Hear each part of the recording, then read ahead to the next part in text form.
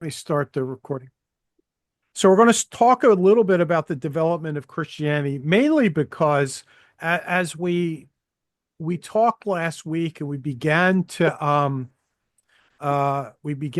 unpack Sorry. the differences in the Gospels.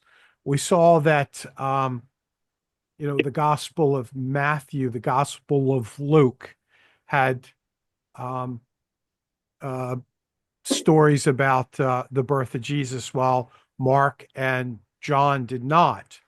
Um, and John is a gospel that really hammers home, the incarnation of Jesus as the divine. And so, as you kind of take those things and look at them, there's a tension that kind of grows there about, is Jesus human? Is he divine?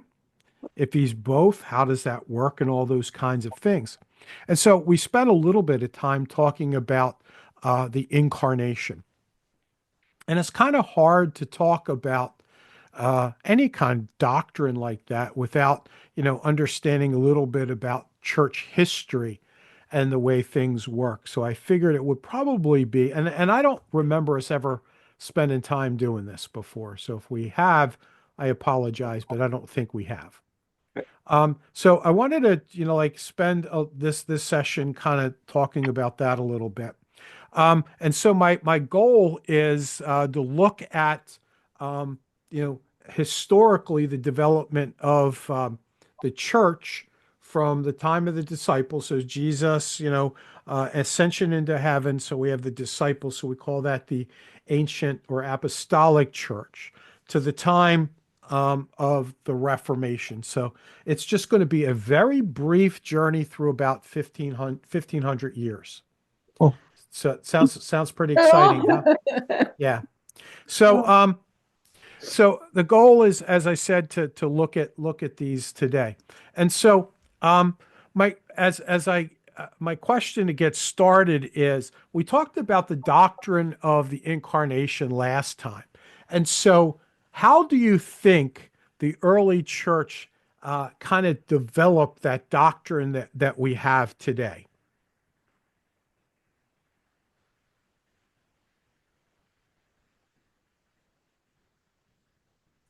Was Mm. it just dropped down to us out of heaven? Old Testament prophecy, right? Okay, you can say Old Testament prophecy. Wasn't there a lot of documentation from historians like Josephus? Okay, the historical record about a person who was Jesus. Sure. So we got some Old Testament prophecy. We got some external sources.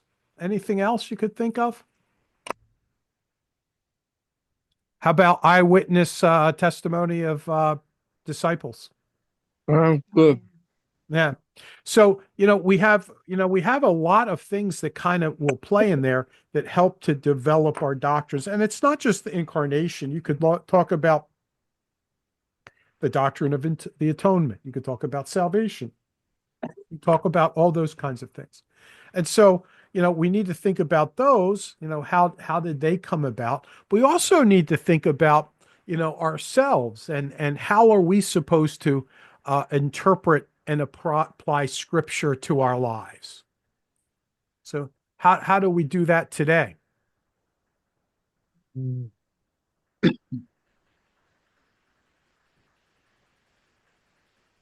Ask questions. I mean, Ask questions. Ask questions of whom? a theologian like Jesse Cole. Okay, so you can ask questions of those that might be in a academic position. You can We have, read it and meditate on it, okay, so you can look at the scriptures and read it and meditate on it. right? And books about it. Okay, read books about it. Sometimes I think we just need to sit and think and let God talk to us. Okay, yep, that's, I think somebody said meditate. Yep, that's good. And if you're going through a rough time, just pray to him and he'll get you through it. Okay, All right. So one of the things that we need to think about, and it comes out a little bit out of our Wesleyan heritage, is something called the Wesleyan quadrilateral. Okay. And so what is the Wesleyan quadrilateral? So it's a way that we can begin to think and process and develop and apply theology. And so the Wesleyan quadrilateral are three things. Or four things, sorry. And the center of it, the one that's the most important, if you had to, prioritize them, would be Scripture. So Scripture's at the center. Okay, but Wesley and others also believe that, while we have the Scriptures and they're the sort of the foundational thing as we think theologically, we don't think about Scripture in a vacuum. Okay, that there are other things that come into play with, with our wrestlings with theological things. So one of them is personal experience. Okay, so all of us have personal experiences, and when we're making theological decisions or thinking theologically, we don't divorce ourselves from our exploration. Another one is reason. What is reason? Common sense. Okay, common sense, sort of this rational kind of thought. Okay, and the fourth is Christian tradition. Okay. And so whenever we're trying to think theologically, so for example, say maybe we want to come up with a theological position on stem cell research. Okay. Now, is that something that is particularly explicit in the Bible? No. No. And so how do we begin to think theologically about that? Well, it starts with Scripture. So what does Scripture have to say about life, creation, those kinds of things? And then we look at, okay, we have some personal experience. What do we see with that? As we think reasonably, rationally, and then, do we have any kind of things that might be similar, or ways that the church in a similar venue would have experienced that? All right. I'm not so sure. I'm not so sure that stem cell research is the right way to look at this, because there's a lot of research with adult stem cells. Okay. If you want to narrow it down and say embryonic research, then you have a whole other issue. Yeah, well, I just kind of picked that one out off the top of my head because I knew it was something quick and easy that we couldn't say. Yeah, you could get down into the quagmire of lots of different things when we say. Yeah, I mean, we can like we do stem cell transplants all the time between family members and. Right. But you kind of get my drift a little bit where I'm kind of going with this. You could take some other kind of cloning. I don't know. Pick one that's kind of a new technological kind of thing that the ancients wouldn't have dealt with.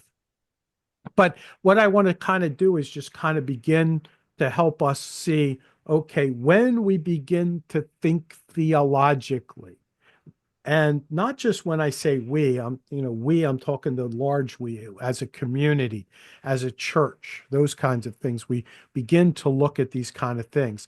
So if we kind of look at, and I ask the question, how did the early church, begin to develop the theology of the incarnation? Okay, they have Scripture. We talked a little bit about the Gospels. We talked about Matthew, and we talked about Luke, we talked about John, but as Nancy said, we also have to think there was Old Testament, the Hebrew Bible. So we got scripture and how we interpret scripture, what scripture has to say. All right. Experience. When the theology of the incarnation was beginning to be thought out, it wasn't done in a vacuum. There were people that had actually seen Jesus in the flesh. Okay. Reason. We have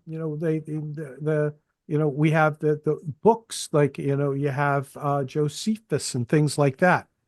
And then, as you develop this idea, tradition, how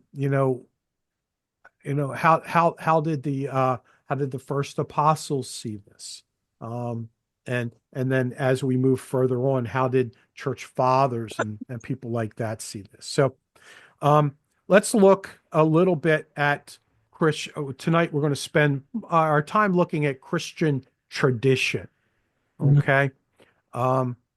So if we do a timeline and we start at the first century, the apostolic era, okay, that's the time from 30 to 30 CE when Jesus was crucified.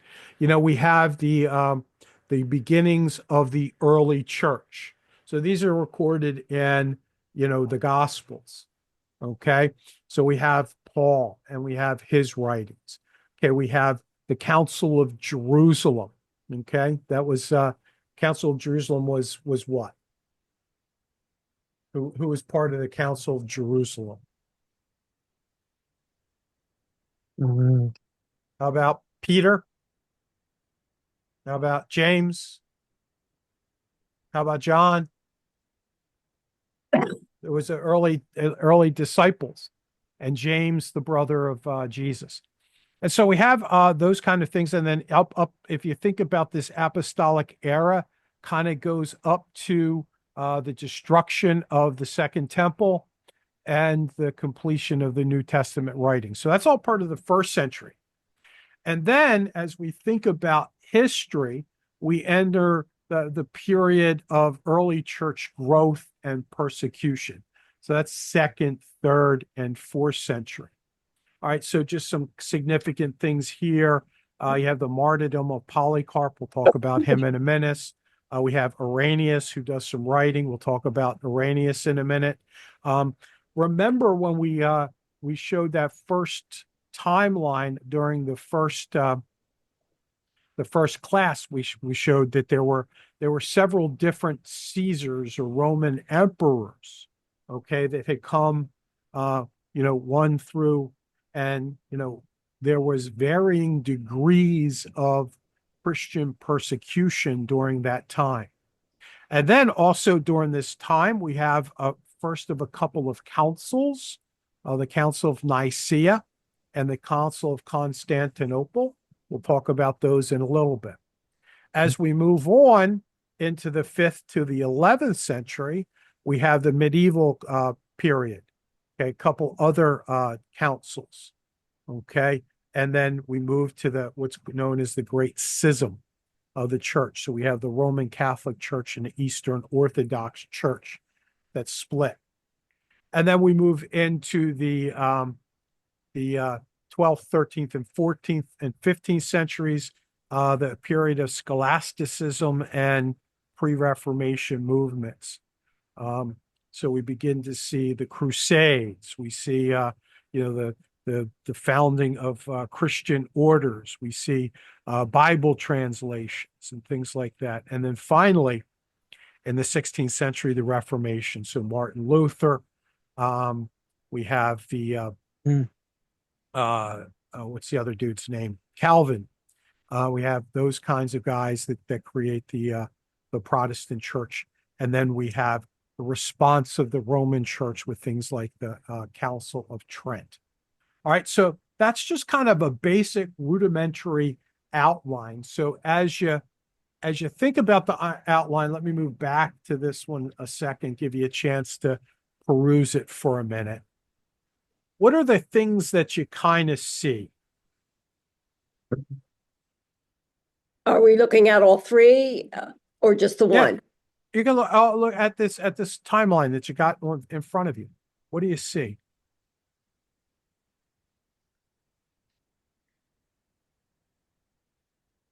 It's constantly evolving. into Okay, constantly different evolving. things. In what way do you see it evolving? Oh, with all these different councils, Okay, so you have, probably all have their own take on okay, the very early church. okay, so what pops out is that if we look at this, there's a bunch of councils that happen. Okay, And they're all probably making it the way they see it or whatever. I mean, are these this first century the same as what the second and fourth centuries were beliefs? Probably not. They all came around with different ideas. okay. Besides councils, what else do we see?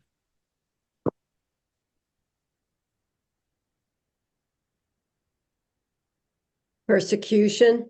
Okay, yeah, we see this idea of persecution. And so, in the first century, second, third, we end up into the fourth century, we see persecution of the church. But what do we see in 313? 313 CE, the Edict of Milan. Religious tolerance to Christians. Right. So we have this. So up until this point, Christians have been sort of persecuted group of people.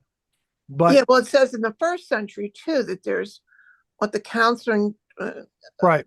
Council. What was I just read it now? I can't find it. With the Christian inclusion, Gentiles inclusion from the church in the church. Right.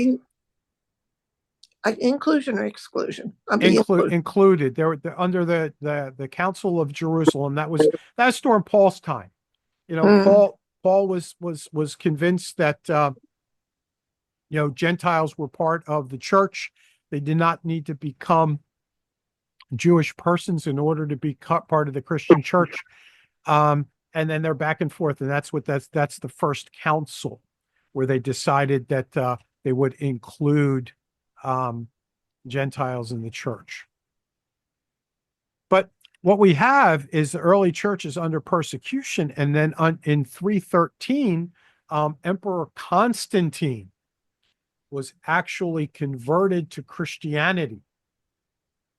And with the conversion to Christianity, he first granted religious tolerance to Christians, and then the Christian church became the official church of the empire. And then when we have the church that becomes not persecuted, becomes part of the protected church, what happens?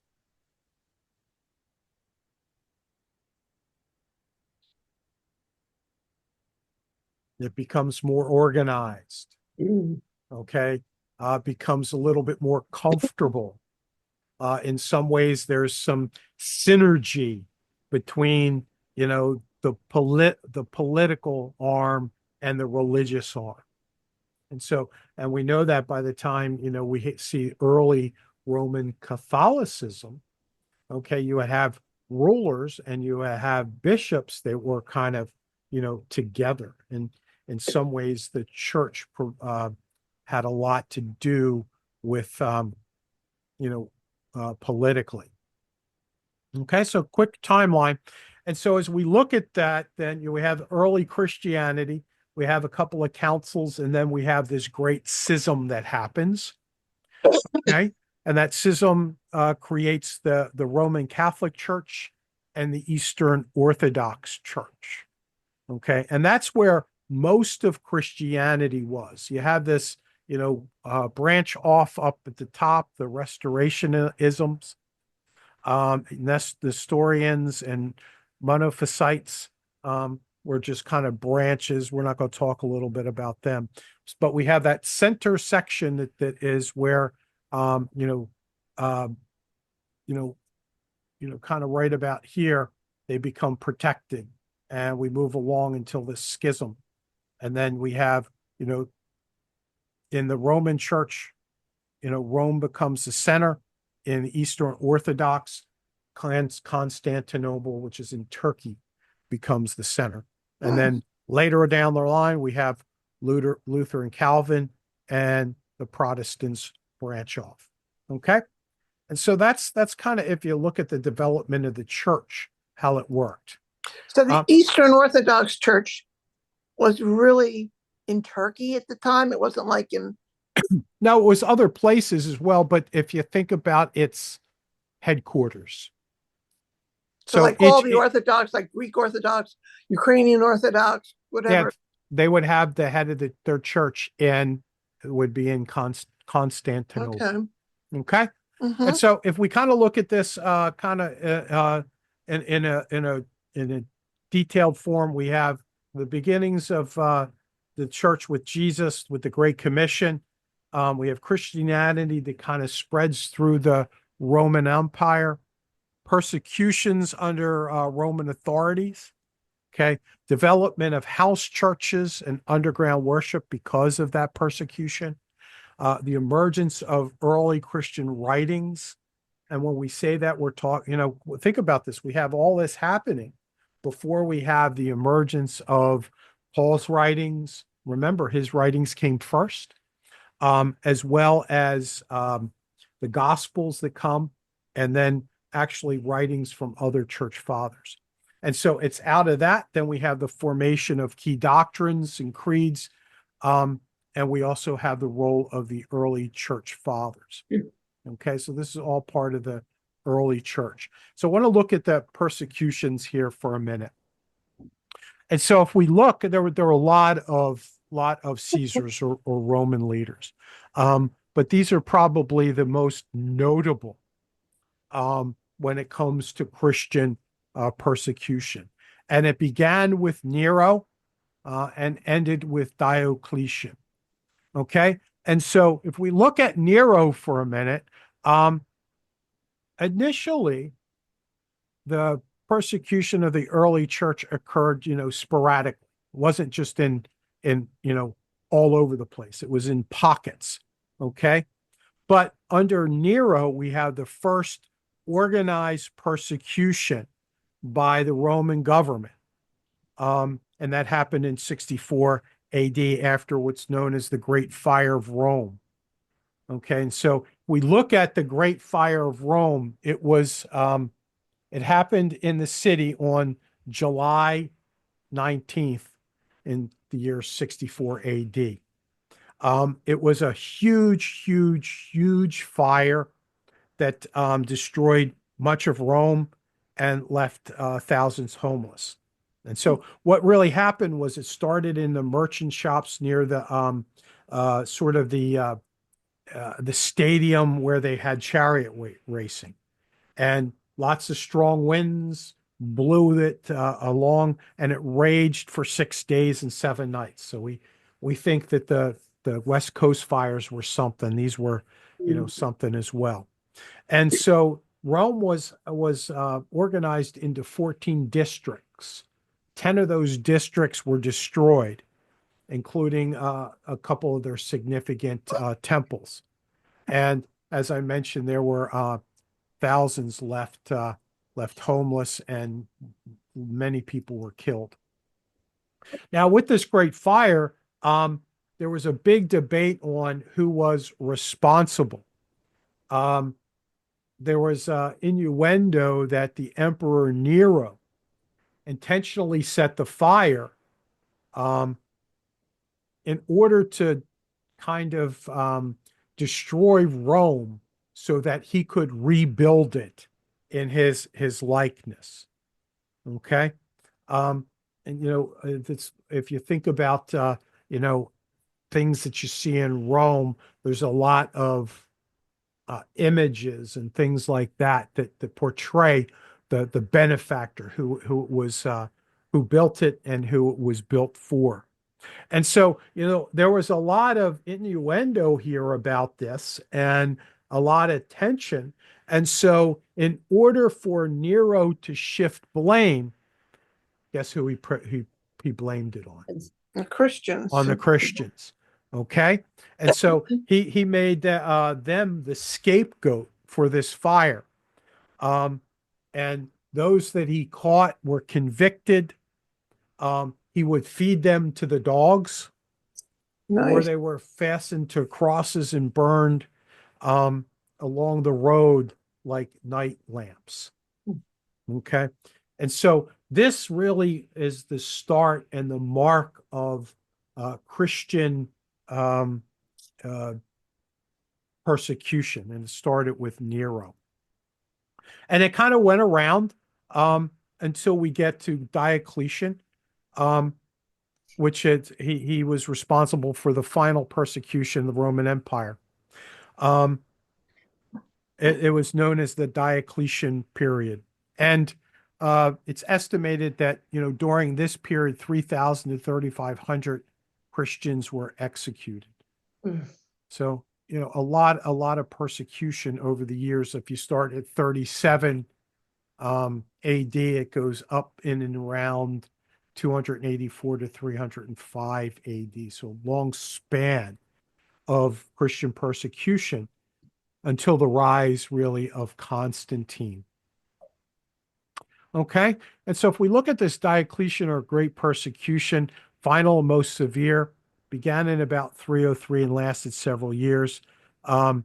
And so what they did was there were lots of different edicts that were pronounced that revoked Christians' legal rights. They were ordered to stop meeting. The writings were banned. They were required to sacrifice to the Roman gods, and their meeting places were destroyed, as well as there were Christians that were tortured and executed. Okay, it was throughout the Roman Empire, but most severe in the eastern section. And as I mentioned already, estimates of around 3,000 to 3,500 Christians were executed. Mm. Okay, so this has a great part to play in the church. I mean, if you think about it, okay, we have the early church. That what happened under persecution? Because if we look, Diocletian really aimed to suppress Christianity, but what happened? Evidently, it thrived. Look at Rome now. It actually thrived, and it was vibrant.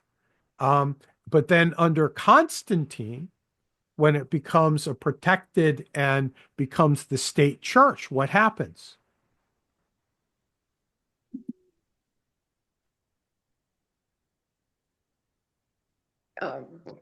Probably doesn't do as well. Yeah, it doesn't do as well. It doesn't do as well. It doesn't have that fervor. And we see that today. I mean, if you think about, Western Christianity in the United States versus a Christianity in, say, somewhere that's persecuted, Like China. China. Yeah, pick China. The Christian church is much more vibrant and alive. So there's something that happens, when the church is persecuted. All right, so if we kind of move on, we talked about the persecution. The next thing we have to talk about is, doctrines, things like the incarnation. How did they really come about? And they came about because of early councils, ecumenical councils. And so the first one, what was the very first council? I'll give you an A+ for today if you get it right. No, Nicaea. no, Nicaea Jerusalem. of Jerusalem. That was the Council. very first council. The first ecumenical council is the Council of Nicaea. Okay. Okay, and there's several different ones. If you notice, Council of Nicaea, Constantinople, Ephesus, Chaldean, Constantinople, and Nicaea. And so they're named after the places that they met. Okay, and so what these councils would do is they were made up of bishops. So by this time in the church, you had churches that were organized, and they would have, local pastors or presbyters, but they would have people, regional administrators that were bishops. And not only did we have bishops, but we had, kind of theologians. Well, they're called the church fathers. We'll talk about them in a minute. But so these councils were made up of these people, and they were a lot of times convened because of a controversy or heresy. Okay. And so, for example, let's look at the Council of Nicaea. We talked a little bit about that one.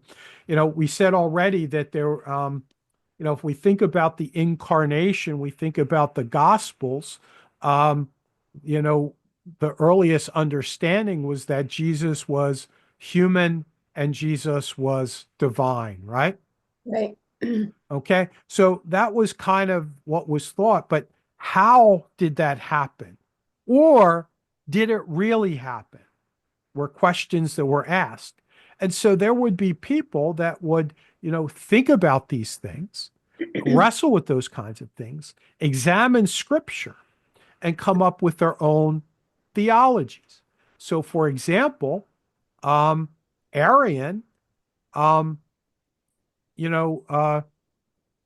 denied the humanity of, the humanity of Christ, and said that he was divine, that the image was just a reflection, but Jesus really wasn't human. So what we see is these councils are born out of controversy amongst theological debate. And so what happens is you get people, you get leaders, you get thought leaders, the academics, the theologians that are going to get together and begin to debate this kind of stuff. And so, one way that we begin to see that we develop theology and doctrines are through the rise of other thinkers, heretical thinkers. Okay. And so each one of these is a response to some thinking that was thought to be outside of what was orthodox. Are these non-Jews too, or the majority of them, or are they all? Yeah. Oh, this is way past Judaism. Judaism? This is the church through these are not just regional. This is, they would get all the leaders of the church and try to bring them together. Okay. And so like something, the Council of Nicaea, okay, get together, they debate this idea. Okay, how is Jesus really fully human? Is he really fully divine in the same person? Or, does this Arian controversy hold water? And after much debate and everything, the council decided that, Jesus was, both human and divine in one substance. And out of that, we get the Nicene Creed. Okay. And so as we move along through church history, as you look at these councils, the first thing that you have to understand is, okay, when we think theologically, okay, what are these, what are they doing? They're beginning to you get together and debate this stuff. And it's out of this stuff that we have our church history. Out of this stuff, we have part of our tradition, okay, and about what we believe. Okay. Mm-hmm. And so, they had after the schism. So we're now kind of when we get back here, this was, hold on, let me get back here. When we get to the, 553 and those kinds of things, we're beginning to see the emergence of the Roman Church there. And then by this time, these later councils, that was really the the Roman Church rather than the Protestant Church. Okay, but again, councils that were convened for bishops, representatives, academics to kind of think and debate. All right. And so the early councils included bishops, theologians from across the entire empire. The emperors, who usually called them, played a significant role. And then if we look at the medieval and later councils, they really shifted towards the Western side of Europe with a focus on Catholicism. Okay. Now, the other thing that we need to think about it, in this early church period, 1st to 4th century, is the role of the early church fathers. So how many of you have heard of the church fathers before? Anybody? Yeah. No? Okay. So, I know only one father, and he's above us. okay. Well, it's just a way, sort of a name that they have given these guys. So the early church fathers were really, they were bishops and they were academics, if you will, theological people, deep thinkers. Okay. So things such as like Ignatius, Irenaeus, Tertullian, and they would think, and they would pontificate and write like letters and treaties on this kind of stuff, and a lot of times battling heresies. And so if we look at the church fathers, we can break the church fathers up into the apostolic fathers, the pre-Nicene, so the ones that happened before the Council of Nicaea, and the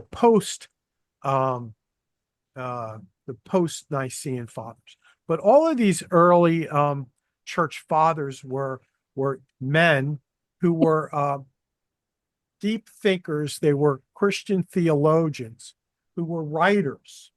Okay. And this whole area, or this whole period of time, was known as the patristic era. Okay. And it goes from the late 1st century to the mid 8th century. Typically the sweet spot was in the 4th and 5th century. Okay. And so for a lot of Christian denominations, the writings of the early church fathers are included as part of their sacred tradition. Now, a lot of Protestants have not heard about the early church fathers because, in the Protestant Reformation, there was this pull back from, the influence of tradition, the influence of the church, and what rose to the top. So if we think about Martin Luther and we think about his 95 theses that he wrote on the wall of the church. Was it all their rules and regulations, their purgatory and Yeah, it all stems from that kind of thing, and corruption. and corruption, indulgences, and that kind of thing. But what Luther was, and part of the Reformation, what comes out of that is the idea of sola scriptura. Okay, so only scripture. And so, in Reformation fervor, scripture became more accessible. It was made available to the common person. It was made available in the common language, and it was put in the hands of non-church sanctioned people to interpret. But also as part of that, there was a real divorce of church tradition from a lot of that. So when we tend to think theologically in a Protestant way, we typically, just focus on the Bible.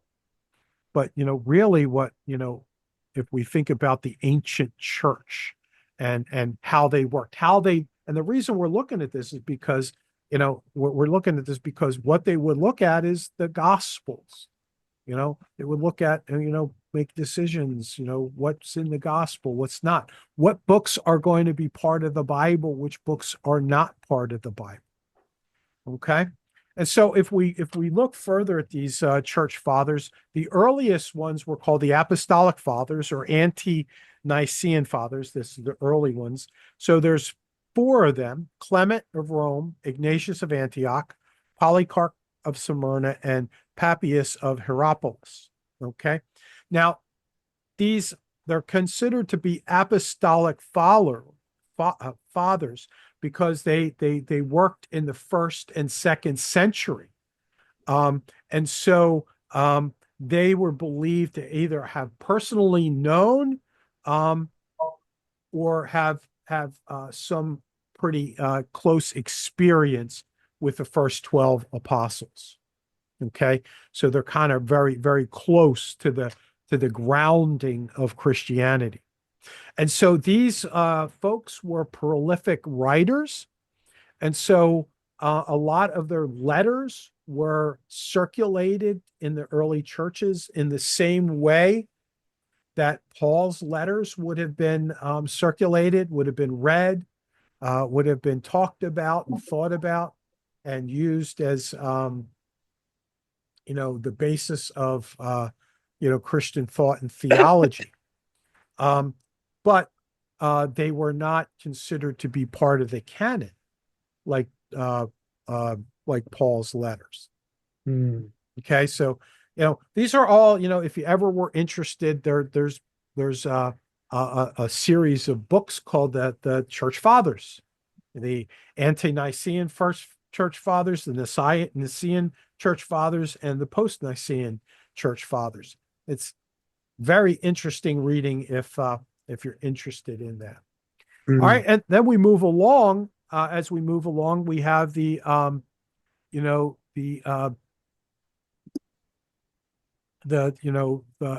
church fathers, as we've already talked about, those 3. Then we move to what's known as the Ante-Nicene Fathers. Okay, and when we look at those, there's people like Justin Martyr, Irenaeus, Tertullian, Clement, Origen, Cyprian of Carthage, and Hippolytus. Okay, and these are the dudes who really started with a lot of the theological development in their writing. So these guys are thinking and ruminating on, okay, what does it mean for Jesus to be fully human? What does it mean for Jesus to be fully divine? How does that work? How does the cross offer salvation? And so, the writings were used for theological development. They were also used to defend Christianity. So this area of apologetics. And so, heretics would rise up. And so their writings and their stances in themselves would rise up, and sometimes in the form of councils to defend Christianity. Okay. And they helped to lay the groundwork for biblical exegesis. Okay. And then the last group is the Post-Nicene Fathers. These are writers who would have written after the First Council of Nicaea.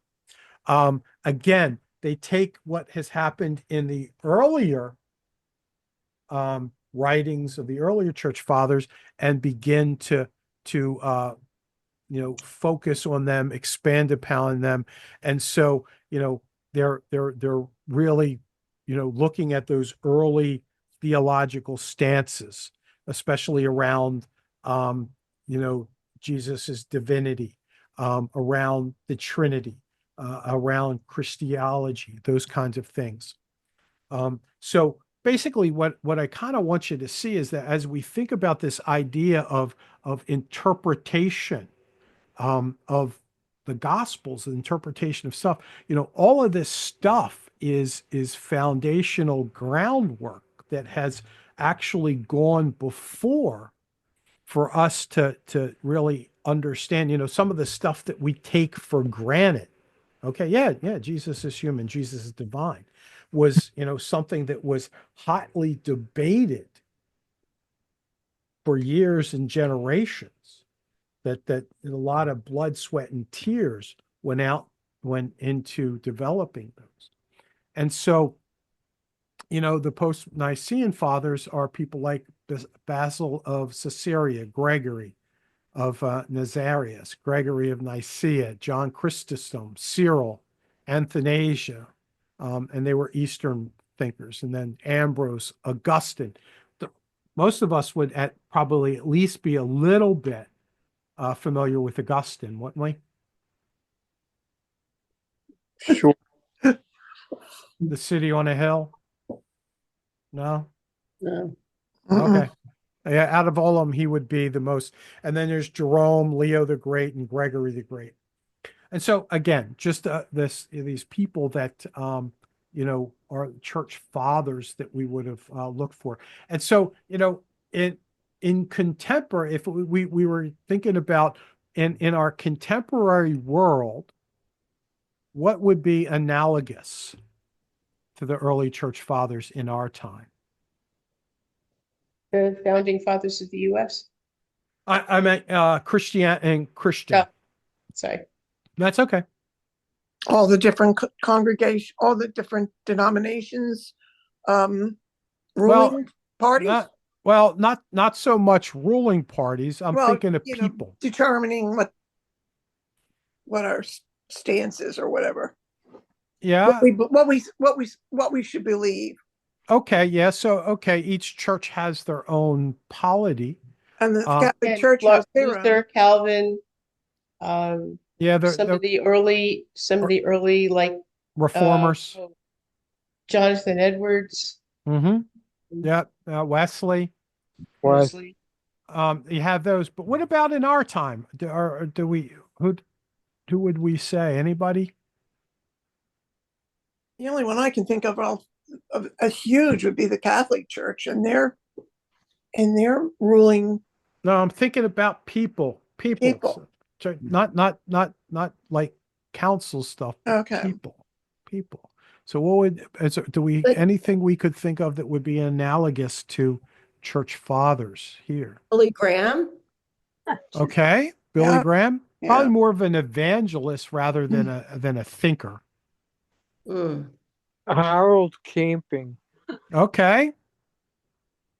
C.S. Lewis. Okay. C.S. Lewis. It's just a good one. People like N.T. Wright. Mm. Any one of those, the theologians that we could think about, Stott, there's all kinds of people today. Charles Stanley. Yeah. Stanley was a preacher, but a theologian. So those deep thinkers. All right. And so then if we move to the 4th and 5th century, this is where we have the conversion of Constantine. We have the development and practice of, the church is becoming part of the state. And so we then begin, the state becomes sort of one of the driving protectors of Christian orthodoxy. Okay. And so this is how the church kind of moved along. Then in the Middle Ages, we have the rise of the Pope as the central person within the Christian church. Before that, it was really the emperor. We have the growth of monasticism, so the rise of different orders. The work of monks to provide the classical literature, and then the division of the church, the Crusades, and then the medieval period. And then we have the Reformation, 16th century. We have, the beginning of the Reformation with Luther and his 95 Theses, John Calvin. So we have we have that. And then as part of that Reformation, we also have the Catholic Counter-Reformation, that, was really reaffirming what the Catholic Church believed. All right, so that was just like a quick kind of tour through our Christian history, so we could kind of get an idea, like, as we were, talking about this stuff, how did the church begin to look at not only the Gospels, but the writings of Paul and even the Hebrew Scriptures. As we kind of went through that, anything kind of strike you? How did the Catholic Church get so powerful back, like in England, like Henry VIII and all those? I mean, they were pretty much dictating what. Because it was a protected church. It became the church that was protected. So from the time of Constantine, remember, before Constantine, the church was persecuted, but after Constantine and his conversion, he became a Christian, and so, out of he protected the Christian church, and out of that protection, they developed the Catholic Church, and the Catholic Church was, you think about Rome. Rome was big. It had tentacles all over the place. So the church became very powerful. Mm. I think this is just my own observation, from dealing with my Catholic grandmother. Huh. Catholic Church had everybody cowed, Have everybody what? scared. If you stepped out of line, you got excommunicated, which meant that you'd go to hell. So Henry you had to VIII toe did the listen line. to Henry You VIII had to toe did. the line. You couldn't think for yourself. I gave my grandmother a Bible. She never opened it. Hmm. She was not allowed to read it because the priest would tell her what to think. Ah, Well, again, that comes from and that's exactly why there was a Reformation. That's, the the Reformation was to take the power out of the hands of a few that were abusing the many, mm, and allow the many to then begin to experience the Bible, and divorce themselves from a lot of the non-biblical types of tradition, like indulgences and things like that were part of the life of the church. did you get to read to her, Sue? You wouldn't listen. And I gave her a Catholic Bible. Actually, I still have it because she gave it back to me. Yeah. Well, you got to remember that was the feeling early on, that the church's responsibility was to read, interpret the Bible, that people were not educated enough to read, to understand, and to apply. But I can't Now, I can't help but think that the church kept them that way. well, it's happened for a lot of years, but the good news is, with you know, contemporary Catholic Church is no longer that way. They do encourage people to read and to study and those kind of things. They still keep their doctrine close to the breast. Mhm. They do that, but it's not unheard of to have Catholic folks getting together to study the Bible. Mm, Hmm. It's funny because I have a lot of Catholic friends, and I never hear them saying that they ever read the Bible. I never hear them ever saying they get together for a Bible study. Um, mm. yeah, Well, it's a different focus. Yeah, But and just they're big on the saints. They're always Mhm. posting stuff about the saints. but if we were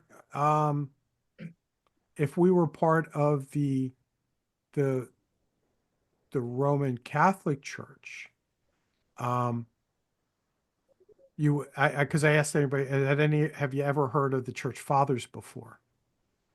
No, we haven't heard of that church. And if you come through the Catholic thing, Church Fathers are very important. Well, that must have been high school because I went through 6 years of it. That must have been for high school. Yeah, well, I mean, I don't think they taught it that way, but it's kind of embedded in the tradition of their church. Mm. All right, Well, any other insights, revelations? I got really two quick ones, an observation and a question. I have Russian Orthodox cousins. If you think the Catholic Church is authoritarian, you should see them. Mhm. It's horrible. Now, my question was, I'm wondering, and this is a historical thing, I'm wondering how much the influence of the revolts in Masada, because that went on from what, 64 to 66, Mhm. influenced Nero and his need to, because still seeing Christians as Jews. How much fear was there in that empire that this whole thing was just going to blow up? Good question. Don't know the answer to that. Mm. It's something to think about. Yeah. Yeah. Well, I mean, it's funny because, all of that, Christian persecution during the time of the Roman Empire comes out of, people that were very, uh, self-absorbed, but also very, what's the word? Scared to death of So- losing their Yeah, power. that's what I was trying to get one word to say that. Insecure. There you go. That's the word. That's the word. That's the When one did that the- would come to when- my head.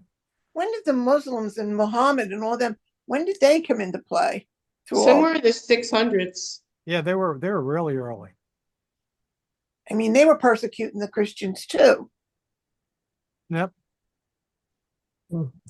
I've never quite been able to wrap my arms around Islam. I've read the Quran. To me, in all honesty, it seems like a plagiarism of the Old Testament and the New Testament. And it just seems to me like Muhammad made it all up. Well, I mean, it's I mean, probably there's some things that are like almost word for word. well, they all three religions have a common ancestor. Or Mm. come and kind of going in But which different one is directions. real and which one is made up? No, Yeah, well, it's just different facets. yeah. Well, Okay. except we don't run around killing. Well, we used to. We used to run around killing each other. We Well, don't do that anymore. yeah, but I mean, I think if you gotta be careful a little bit, because you don't want to stereotype, Muslims. No, of course Yeah, not. Of course not. it- I'm you just know, looking at the Quran itself. It's like, right. Well, you yeah, know, it just doesn't seem to me like it's original. okay. Well, in some ways, it's how how. What's original is just copied. There you go. Ah, It wouldn't. What's that thing we used to have to put our papers through? You check it or something like that. That the would plagiarism pick out software. every single thing that we could have possibly accidentally misquoted. Yeah, yeah. Hmm. All right. I think Interesting. it's coming to an end. So I hope this was at least a little a little bit of a helpful detour. Yeah. Because I think, you know, it's important for us to kind of understand a little bit of this stuff because, you know, when we look at the Gospels, remember they're written after, you know, the fall of Rome. They're written after Paul's letters and after some of these letters of the early church fathers Mm. have been circulated around. So they have a part to play as well. All right. Well, everybody have a good night. Enjoy. What are we going to compare next week? Next week, hang on for half a second. I think it is, I can tell you in a sec. All right. It is the baptism and temptation of Jesus. Hooray. Yeah, so we're going to be looking at the baptism and temptation of Jesus. Okay. All right. Yeah. All right. Okie doke. Everybody have a good night. Thank you. Good Good night. night. all. Good night. Good night. Good night. Bill, are you Yeah. okay? Your house is okay? No Yeah, more leaks? electric's on, the heat is blasting. I am fine. Okey doke. All righty. Talk to you later. Bye-bye. Yep.